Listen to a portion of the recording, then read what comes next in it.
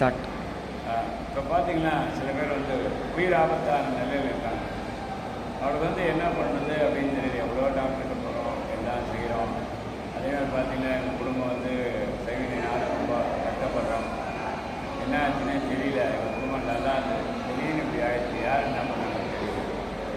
இப்போ இது எப்படின்னாக்கா அந்த சைவனியை எப்படி போக்குறது அப்படின்றத நான் சொல்ல போகிறேன். இந்த பதிவு நீங்கள் போய் யார்கிட்ட போயிட்டு எந்த மருத்துவாதிக்கு போய் 40,000 50,000 போட்டுலாம் செலவு பண்ண வேண்டியதே இல்லை.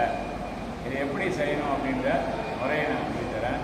நீங்கள் வாங்க வேண்டியது மிளகா வத்தல் ஒரு 1/2 கிலோ.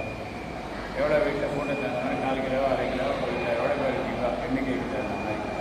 படிகாரம் ஒரு பெரிய படிகாரம் சின்ன துண்டுகளாக ஒவ்வொருத்தருக்கும் ஒரு படிகாரம். கற்பூரம் வந்து குறைஞ்சது ஒரு 18 கற்பூரம். அதை தவிர வேறு என்ன வேணும் அப்படின்னு சொல்லி பார்த்தீங்கன்னா ஒரு காடா துணி 1.5 மீட்டர் நீளத்துக்கு காடா துணி. அதே மாதிரி உப்பு வந்து ஒரு 2 பாக்கெட் வாங்கிக்கணும்.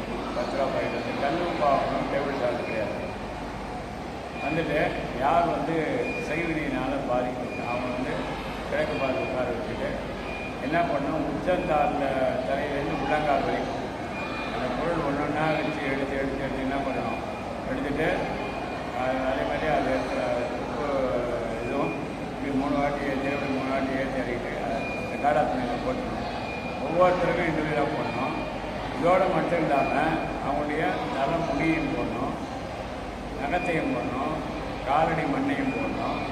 போட்டு அவங்களுடைய பழைய துணியை அதில் போடணும். போட்டு அதாவது முதல்ல உப்பு, மிளகு வாங்கிக்கணும் 100 கிராம், மிளகு 100 அப்புறம் படிகாரம், கற்பூரம். உப்பு, மிளகு, கல்லுப்பு, படிகாரம், கற்பூரம் இந்த 5 ஐட்டம் வச்சு எடுத்து துணியில் போட்டு மூட்டையாக கட்டிட்டு என்ன பண்ணணும்னா ஏற்றி இறக்கணும். எல்லாருக்கும் தனித்தனியாக ஏற்றி இறக்கிட்டு அதுக்கப்புறம் கொண்டு போயிட்டு என்ன பண்ணாரு வாசலில் முச்சந்திலையோ நான் வெளியே போய் மாடியிலையோ இட்டான் விட்டு கொடுத்துட்டிங்கன்னா எல்லோரும் துணியை இது பண்ணிவிட்டு கொஞ்சம் மஞ்சள் தண்ணி வீட்டில் தெரியணும். அம்மன் கோயில் மஞ்சள் தான் வச்சு போட்டு பக்கெட்டில் குடிக்கணும். குளிக்கிறப்போ என்ன பண்ணான்னா கண்டிப்பாக ஒன்று பண்ணாலே உடனடியாக ரெடி பார்க்கலாம். இதை பண்ணி பாருங்கள், செலவில்லாது சீக்கிரமாக இருந்து. நன்றி.